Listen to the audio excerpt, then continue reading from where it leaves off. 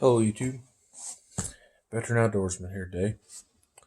And we're going to discuss a rifle that I have wanted for a long time, and one that is sitting in a lot of your closets, gun racks, gun safes, etc. right now. The Winchester Model 94 in 3030. Well, that's a pretty plain Jane gun. It is. But it is, without a doubt, one of, if not the most popular deer rifle out there. Winchester produced around 7 million of them, starting in with a 3030 starting in 1895. The first model 94 or 1894 was in 1894. They were in 3240 and 3855. The 30 Winchester centerfire and the 2535. 30 Winchester centerfire being 3030 and 2535 came out in 1895 when they had perfected the nickel steel that they needed for the higher pressures for smokeless powder. I was able to come up with a very nice example. Pre 64, I did once have a post 64 made sometime in the 70s, and it wasn't a bad rifle, but it had the alloy receiver, which didn't hold its bluing very well, and it was kind of beat up, but decent gun, nice, smooth, worked very well. But this is a true pre 64, not just a pre 64, a pre war gun by a lot of years. This firearm, by the letter that I got from the Cody Firearms Museum, was manufactured in 1902, which makes this gun, as we sit, 117 years old. So, let's take a look. And there she is. Winchester, 1894. 30 Winchester centerfire. Unloaded. Now we know she's safe.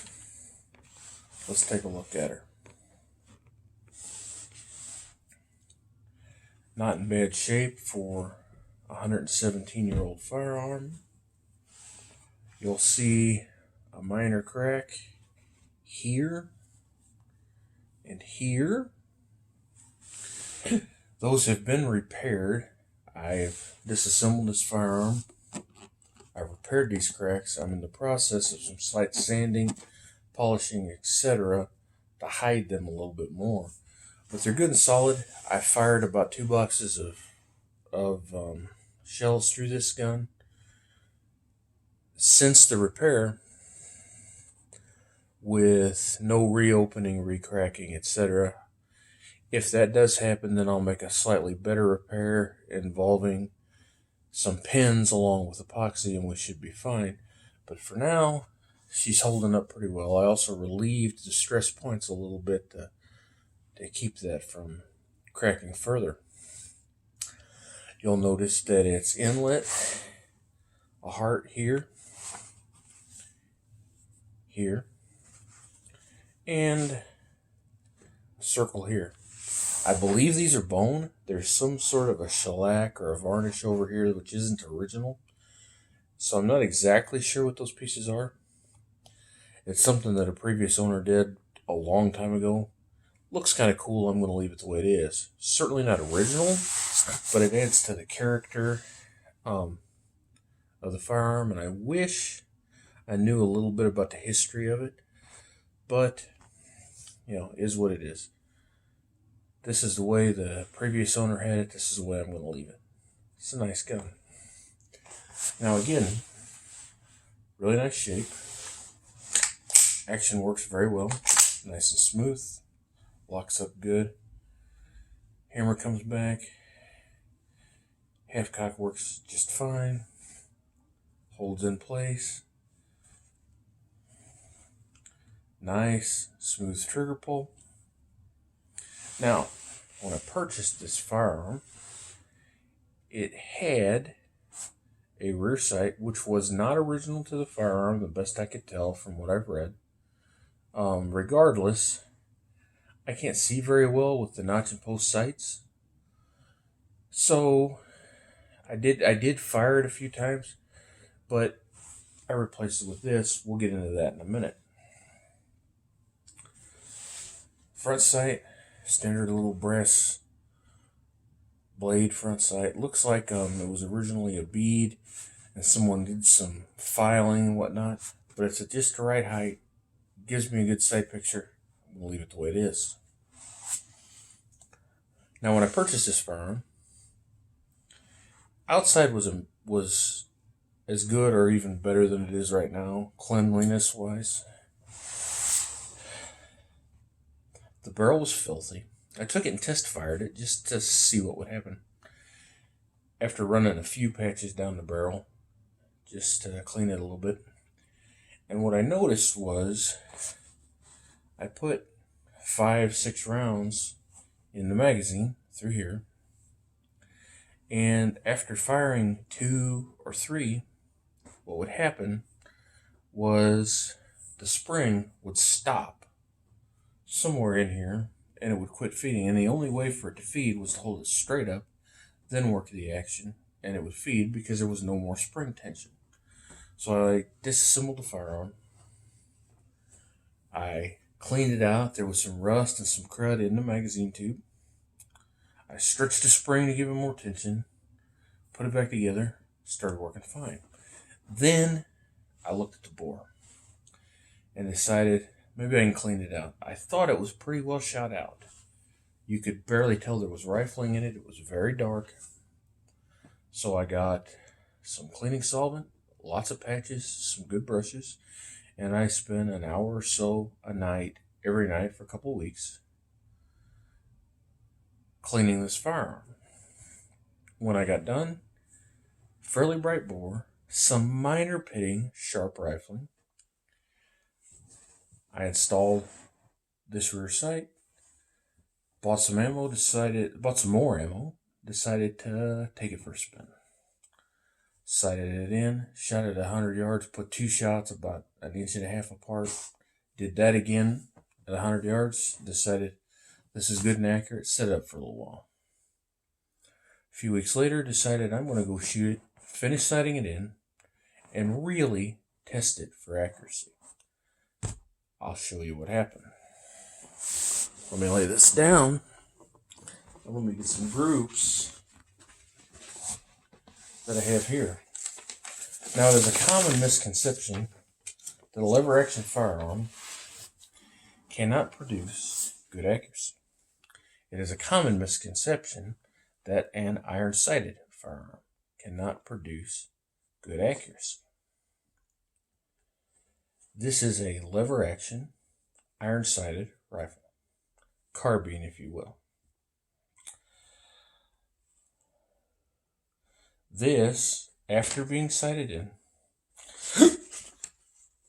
in the black, excuse the flyers on the outside, those are sighting shots. In the black is 8 shots at 100 yards.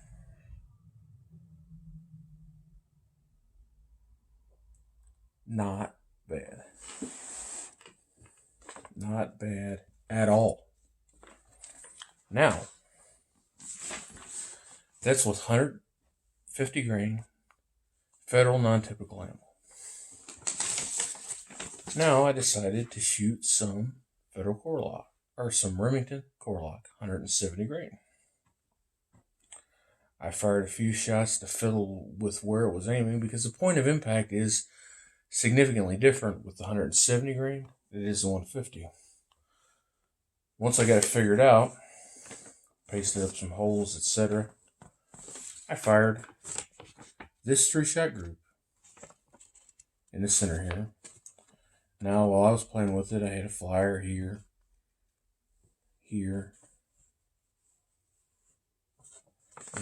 one over here, one over here. So you see those. I'm not playing tricks with you. I fired this group at 100 yards with a peep-sighted Winchester 30-30. That is 117 years old. That's not bad. Now let's get into the firearm a little bit more. Lever action 30-30. Carbine, not the rifle. It does not have the long octagon or half round, half octagon barrel. Came with standard bead front, notch rear sights. I removed the rear. I do have it, but again, it was not original. Not too worried about it. Tried to put a dovetail filler in here. Didn't fit quite right. Not sure if the older guns were hand fitted and they weren't quite perfect 3/8 dovetails, but I didn't want to damage the firearm, so I just left that out. I will eventually fit a filler in here so I don't get crud and whatnot, and I don't ding up the sharp edges. For now, it's just fine. Now, because I'm getting old and my eyes aren't what they used to be, I put a Williams Tang sight. Nice sight. It has removable discs here with large, medium, and small apertures. For the groups that I shot, the small aperture, which is on here, is what I used. Works very nice. I think I'm going to distress this a little bit to make it match the rest of the firearm. But it's a period style sight. Williams made these back when this gun was originally made, and they still make them today. Fully adjustable windage and elevation. Good sight. Now you may ask, what's that string hanging off of it? Well, here's the deal. There's just a tad bit of slop on this once it's all sighted and ready to go. Instead of sending it back and, hey, hopefully I get a tight one, etc., etc., very minute amount, I wrapped a string around where there's a little bit of a gap down here, pulled it tight. Once it was sighted in, essentially making it into a fixed sight, but I can remove the string. That's why I've left the tag ends, and I've got them wrapped up here. And it's nice and tight. No wiggle. And it works great. I did this. I fired it several times. Works just fine. I'll trim the strings later or whatnot. I just wanted to see if that would work. I'll make it look a little better. But that's why the string's hanging there. Again, this has 2 more apertures that you can put on here. I will probably use one of those for hunting. Probably the larger one, so it's easier to acquire my sight picture, my target. But for shooting groups, especially at longer ranges, this nice small aperture, when it's well lit outside, works great. Let's just get into the ins and outs of this rifle. It is 30 Winchester centerfire, 30 caliber, 30-30. One of the most popular deer rifles in North America.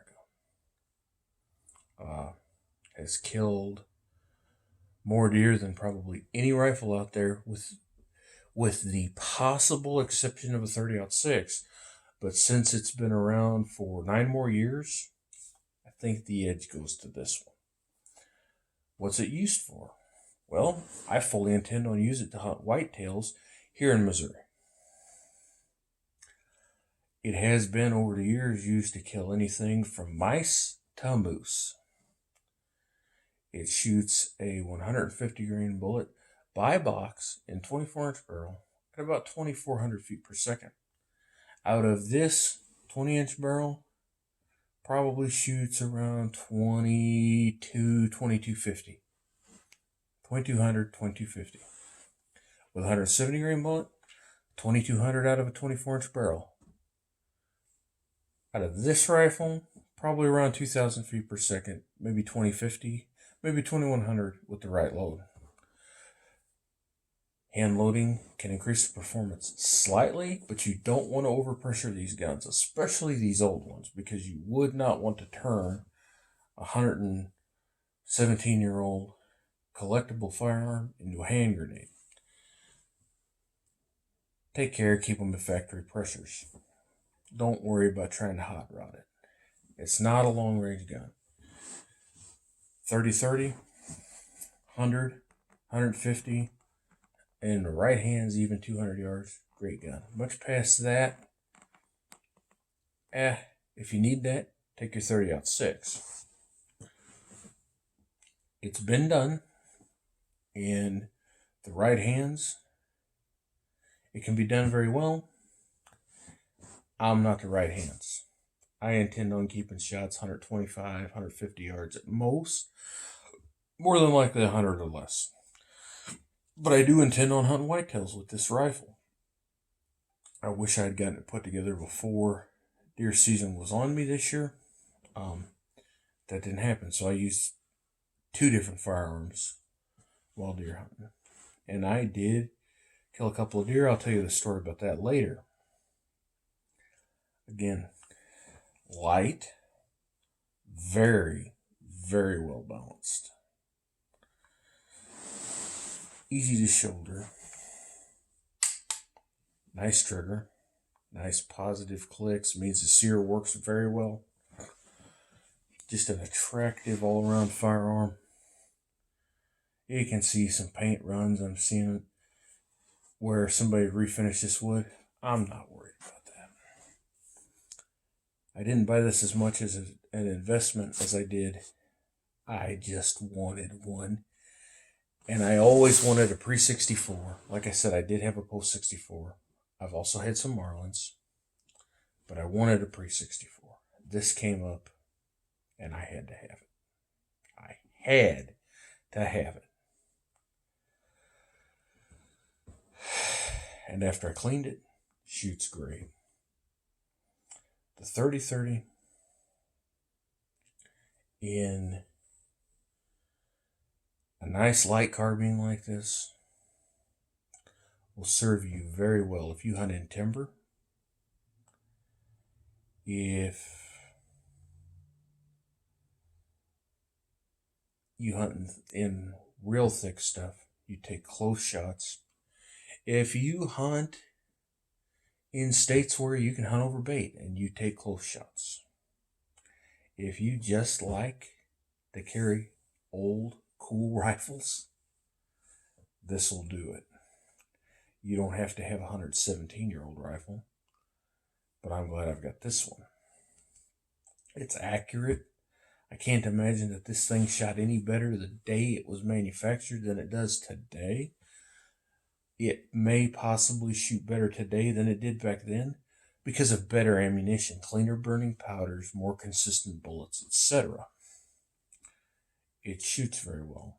It will certainly take any whitetail in North America within a given range. Like I said, for me personally, that's 125, maybe 150 yards.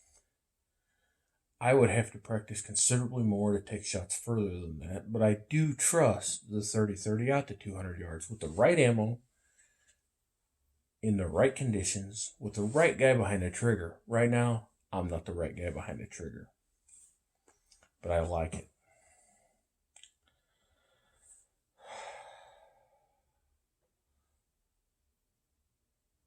I was very impressed. Like I said, I had one made in the 70s. And I liked it. Just daylight and dark, though. The fit. Can't speak much for the finish because most of it's gone. But the function, it's smoother. Shoots better. Now, I've heard that's not always the case. And many times these older rifles don't shoot as good as the Post 64s because the Post 64s had better steel, smoother rifling, etc. Can't do much of a comparison. My Post 64 had fairly crude, plain open sights. This one has a nice target style tang rear sight. Just apples and oranges. All I know is I didn't shoot that gun very well. I shoot this one well, and I like it. Well, basically just want to show it off. give a little bit of a review, and just, guys, these are out there. They're not cheap, but there are some really cool pieces of history out there. And if you happen to own one, do a video of it. Tag me on it. I'd love to see it. Hunt with it. These were made to use. I've already had people tell me, well, I wouldn't take a gun that old out in the woods. Some concerned that it would blow up. It's too old. Well, let me look. No expiration date. That's good. Kidding. Valid concern. A gun that old, you don't know what condition it's in. Look it over very well. Have a gunsmith look it over. Have them check it out. Make sure everything's tight. Make sure everything's in good working condition. You don't want to risk it. You don't know what someone did in the last 100 years to the firearm that could have compromised its integrity. Have it checked out. It's a really good idea. But if they say it's good, remember, no expiration date. Take them out. Shoot them. Have fun with them. I really wish I could say this had been in my family for the last 115 years, but I can't. What I can say is, it's in my family now. Lord willing, someday my daughter will receive it. Maybe she'll hunt with it like I'm going to. I really wish I knew the history behind it. I really wish I knew why this is there and that. But I'm glad I've got it. It's a great firearm. It's something I've wanted for a long time. I've wanted a nice Winchester lever action 30-30.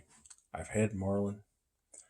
I had a beat up 70s version, 94. I've always wanted a pre-64. I figured that I'd settle for one, settle on one made in the early 50s. Appeared to be a good period of time, a good compromise between price and quality. The ones made in the 50s tend to be in fairly decent shape still. Tend to not come in quite as high a price as pre-war and older guns. Pre-war meaning pre-World War II and older guns. Had a little different sights, but the same basic firearm. Same quality. But I came across this one. I'm not giving it up. I intend on using it to hunt whitetails, feral hogs. I've got a buddy that lives in Wyoming, and if he stays there long enough, I'll probably take it with me to hunt with him up there. And what would you hunt with that up there? Well, there's pronghorns. As long as you don't mind passing up long shots. A pronghorn is no bigger, actually considerably smaller than a whitetail. No reason you can't kill one of them. You'd have to keep your shots close, which isn't always possible with pronghorns. Mule deer. They're larger than whitetails, but again, keep your shots within reason. No reason you can't shoot a mule deer. This is where it's going to get controversial. This is where people are going to call me names. This is my opinion, my experience. Your opinion may vary. Your experience may vary. With a 170 grain bullet, per my study, I have never done this. Per my study, per my ballistics that I've come up with, it will kill an elk adequately within 100 yards. I would take this as a backup and as a close timber rifle for elk hunting. I would, however, only hunt in thick timber where I'm not going to get shot much past 50, 75 yards, so that I don't try to push it out to 150, 200, 250 yards, etc. I have a 30-06 that is more than capable of taking those longer shots, and more adequate at those distances. Up close, this will handle nice. It'll carry good in the mountains. It'd make a good gun. If you don't agree, that's fine. Your opinions vary. Maybe you had a bad experience. If you're not comfortable with it, don't do it. 100% agree with that. I've done studying. I've studied the ballistics. I've interviewed people that I've questioned people that have killed elk with a 30-30 and asked what their opinion of the performance is. The consensus has been keep your shots close, put them in the right place, keep a broadside shot, a heavy bullet, 170 grains. They don't go far. Now, Hornady came out with Lever Revolution ammo not that long ago. 160 grain bullet, 2,400, I believe, feet per second out of a 24-inch barrel. Remember, heavier bullet. It is a design flex tip bullet designed similar to an SST. Has an interlock ring inside. It's a boat tail bullet designed with a soft rubber pointed tip.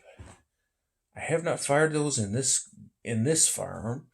I did have some that I fired in a Remington 760 35 Remington that I had, and I killed 2 deer with that rifle. Very, very good ammo in 35 Remington. Not sure what it's like in this. I'll probably try them later. But I like the flat nose and round nose bullets and the less expensive ammo of the 30-30. So that's what I've been shooting. Cheap Federal 150 grain, cheap 170 grain Remington core locks. You can buy ammo all day long for less than $20 a box. I found it routinely between $12 and $17 a box. Look online, you might even be able to find it cheaper than that. Standard cup and core bullets out of this gun, because of the lower velocities, work just fine. You're not going to blow up a bullet with this gun unless you load something that weighs like 75 grains and blow it out at 3,000 feet per second and shoot something big up close. No one's going to do that. 150, 170, they make some 125 grain bullets. All of those in the velocities that this shoots are going to perform well within their respective range. You get out past a certain range, they may not expand. Up close, out to 100, 150, maybe even 200 yards, they're going to be fine. You're not going to blow them up. The bullets are going to expand reliably, penetrate, hold up, retain their energy, retain their bullet weight. Cheap ammo. You can't beat that. Accurate rifle. Can't beat that. Lightweight. Easy to carry. Low recoil. Did I mention that? Now you're going to feel it because this has a steel butt plate. You are going to feel the recoil. But it's about like getting slapped on the shoulder. It's not bad. After 2 boxes, my shoulder was a little sore because I was shooting from a bench and these sharp corners got me. I'm a big guy. I couldn't get it really square on my shoulder on a bench. Didn't leave any bruises, didn't leave any red marks. But, just a little sore. An hour or so later, no biggie. But you felt it. I've got no doubt that my 8-year-old could shoot this gun fairly comfortably.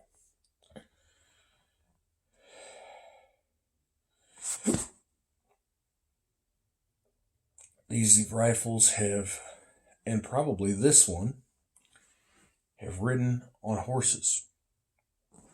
Have been used on ranches, farms, in pickup trucks.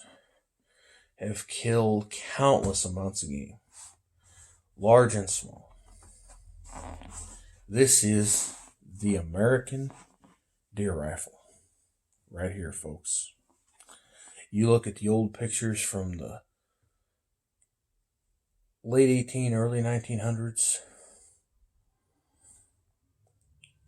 Piles of deer laid out on the ground.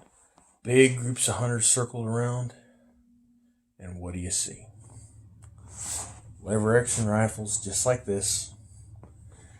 Many with tang sights, because guess what? Those guys were blind too. You don't see fancy Weatherby bolt actions. Those are great guns. But you see these lever actions because that was the classic deer rifle of the day. Today, see a bunch of guys circled around a pile of deer. Chances are, nice bolt actions. Many with synthetic stock, stainless barrels. A smattering of AR-15s, AR-10s. Maybe a Browning BAR. Maybe the odd lever action. But, a bolt action or an AR-15 or AR-10, those are the hunting rifles of the day. Today, or back then, this was it, folks. This was the bee's knees.